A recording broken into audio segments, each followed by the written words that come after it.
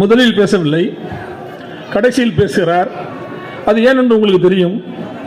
முதலில் ராஜீவ்காந்தி பேசுகிறார். ராஜீவ்காந்தி பேசுகிற போது என்ன சொல்கிறார் என்றால், and lastly I would like to tell one thing, that without whose help the agreement would not have been possible. நான் கடைசியாக உங்களுக்கு ஒன்றை சொல்ல விரும்புகிறேன். ஒரு மனிதர் அவருடைய உதவி மட்டும் இல்லாமல் இருந்திருக்குமானால் நிச்சயமாக இந்த அக்ரிமெண்ட் நிறைவேறி இருக்காது. புரட்சி தலைவர் சொல்கிறார், இவர் நம்முடைய ராஜீவ்காந்தி சொல்கிறார். சொல்வதோடு மட்டுமல்ல, தொடர்ந்து சொல்லிக்கொண்டே போகிறார். without his sagacity, without his profound humanism, without his rock-like support during the most difficult and complicated negotiations, we could not have achieved this agreement. இதற்கு என்ன பொருள் என்றால், மிக கடினமான காலங்களில் அவருடைய ஒத்துழைப்பு இல்லாமல் இருந்திருக்குமானால், சகசி என்றால் அறிவு கூர்மை, அவருடைய அறிவு கூர்மை எனக்கு ஒத்துழைப்பு தராமல் இருந்திருக்குமானால், எந்த ஒரு மனிதனுடைய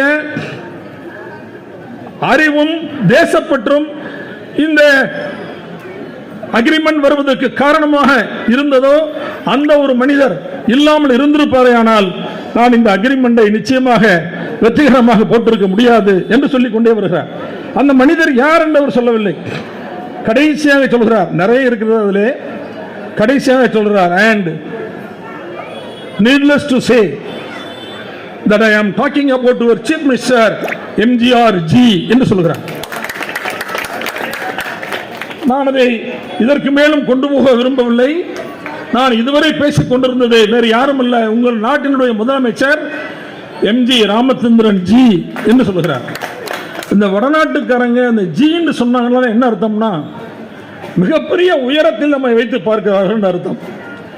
மகாத்மா காந்தியை காந்திஜி, நேருவை நேருஜி, ராஜாஜி சக்கரவர்த்தி ராஜகோபாலாச்சாரியாரை ராஜாஜி, இந்திராஜி, காமராஜ்ஜி இப்படித்தான் அழைப்பார். அதை போல எம்ஜிஆர் ஜி, ராமச்சந்திரன் ஜி என்று நம்முடைய ராஜீவ் காந்தி அவர்கள் சொன்னது, அந்த கைதட்டல் அடங்குவதற்கு 5 நிமிடம் ஆயிடும். அந்த சென்னை கடற்கரை மைதானத்தில் லட்சக்கணக்கான மக்கள் கூடியிருந்த கூட்டத்தில் ராஜீவ் காந்தி பேசி அந்த கைதட்டல் அடங்குவதற்கு 5 நிமிடத்திற்கு மேலானது. அதற்கு பிறகு கடைசியாக புரட்சி தலைவர் எம்ஜிஆர் அவர்கள் பேச வந்தார்.